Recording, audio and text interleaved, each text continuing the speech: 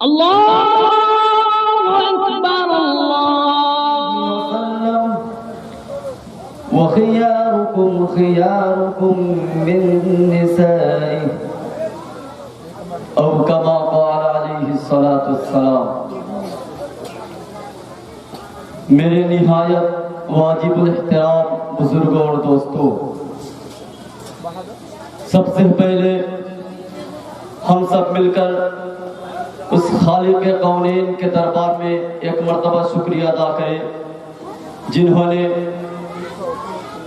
ہمیں پیدا کیا، ہمارے ماں باپ کو بھی پیدا کیا۔ اللہ ہمیں پیدا کرنے کے ساتھ ساتھ اللہ ہمیں زبان دی، عقل کو سمجھنے کی اوصاف عطا کی، اللہ ہمیں پیر دیا۔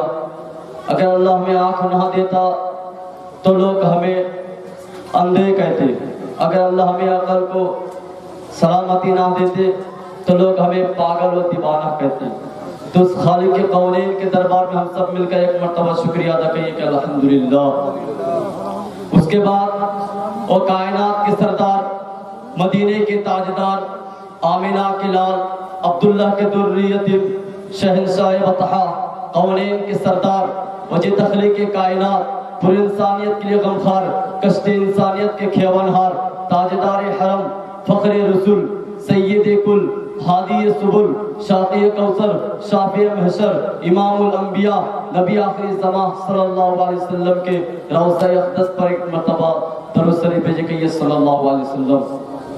میرے محترم بزرگ دوستو، میں نے ایک حدیث شریف پیش کی اور قرآن کی ایک آیت بھی پیش کیا۔ حدیث شریف کا مطلب یہ ہے کہ تم میں سے سب سے بہتر، یہاں پر اللہ رب العالمین اپنے محبوب کو کہتے ہیں، اللہ کے نبی فرماتے ہیں کہ یہاں پر دو باتوں کی تعلیم دی ہے۔ ایک وہ انسان اچھا ہے، اس کا اخلاق اچھا ہو، اس کا کریکٹر اچھا ہو، اس کا کردار اچھا ہو۔ دوسرا نمبر کہ سب سے بہتر انسان وہ ہے جو اپنے بیوی کے پاس اچھا ہو، بھلا ہو۔ میرے محترم بزرگ دوستو، میں یہی سے اپنا بات کو شروع کرتا ہوں کہ آپ اپنے عقل کو لگا کر سوچیں کہ آج مسلمان کس طرح زندگی گزار رہے ہیں، اللہ کے نبی کیا تعلیم دیتے ہیں، اللہ کیا تعلیم دیتے ہیں، اپنے نبی کیا کہتے ہیں، ذرا ہم سوچیں۔ میرے محترم بزرگ دوستو، آج سے 1400 سال پہلے انسان کس طرح سے زندگی گزارتے تھے اور ہمارے باپ دادا نے کس طرح کی زندگی گزارا، میں سوچ کر دیکھیں۔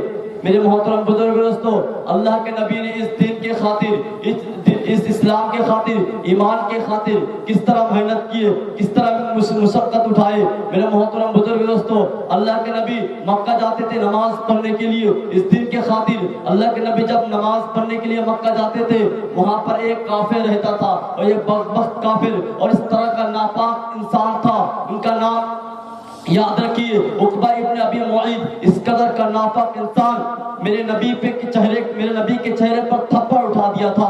اللہ کے نبی، اس طرح کا ایک واقعہ ہے، اللہ کے نبی مکہ نماز پڑھنے کے لیے جاتے تھے اور کمبخت انسان، بدبخت انسان میرے نبی کے چہرے پر تھپڑ لگا دیا تھا۔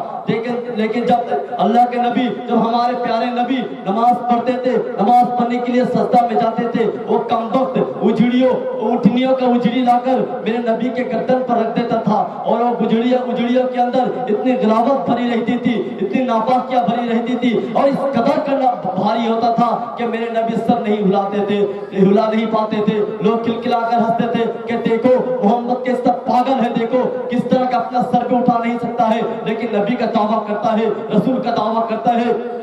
میرے محترم بزرگ دوستو، اللہ کے نبی جب نماز پڑھتے تھے، وہی عقبہ ابن معیط، اس قدر کا ناپاک انسان، اس قدر کا بدبخت انسان میرے نبی سجدہ میں جاتے تھے اور اجڑیوں کا اجڑی لا کر میرے نبی کے گردن پر رکھ دیتا تھا اور اپنے اللہ کے نبی گردن نہ ہلا نہیں پاتے تھے۔ اور فاطمہ الزہرا، اللہ کے نبی کے لخت جگر بیٹی فاطمہ الزہرا رضی اللہ تعالیٰ عنہ دوڑ کر آتی ہے اور آ کر گردن سے اٹھنیوں کی اجڑی اٹھاتی ہے اور اللہ اس بدبخت سے، اس کمبخت سے، ان کافروں سے بد دعا کرتی ہے کہ اللہ تجھے ہلاک کر دے، اللہ تجھے برباد کر دے۔ میرے محترم بزرگ دوستو، اللہ کے نبی سلام پھرائے اور پھرانے کے بعد کامبخت کے لیے اس بدبخت کے لیے, کافر کے لیے بد دعا کیے. اللہ کے نبی کے بد دعا رنگ لائی اور تمام کے تمام جنگ بدر کے اندر جنگ بدر میں کافر اور مشرکوں کے طرف سے لڑائی کرنے کے لیے آئے تھے. تمام کے تمام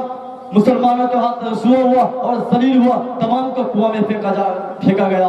میرے محترم بزرگ دوستو, یہ تھا میرے نبی کا واقعہ. لیکن میں آپ کو طائف کا واقعہ سناؤں گا. قسم خدا کے آپ کے آنکھوں سے آنسو نہیں بلکہ خون ٹپکنا چاہیے. میرے نبی اس دن کے خاطر, اس اسلام کے خاطر میرے نبی طائف گئے تھے. طائف جانے کے بعد وہاں پر 3 سرداروں سے ملاقات کی. اللہ کے نبی اس نیت سے گئے کہ میں وہاں پر جاؤں گا, وہاں کے سرداروں سے ملاقات کروں گا, اگر وہ ایمان لے آئے تو اسلام اور پھیل جائے تاکہ مسلمانوں کو طاقت و قوت اور بڑھ جائے. میرے محترم بزرگوں, اللہ کے نبی طائف گئے. جانے کے بعد وہاں پر 3 سرداروں سے ملاقات کی. ایک سردار نے کہا, اوہو اللہ نے تجھی کو نبی بنا کر بھیجا. دوسرا نے کہا کہ نبی بنانے کے لیے تجھ کے علاوہ کسی کو نہیں ملا کیا. تیسرا نے کہا کہ میں تم سے بات ہی نہیں کرنا چاہتا ہوں. اللہ کے نبی اور کافر کا بادشاہ کہتا ہے کہ اگر تو میں اس لیے بات نہیں کروں گا کہ تم جھوٹے ہو تم جھوٹے ہو, میں جھوٹے سے بات نہیں کرتے.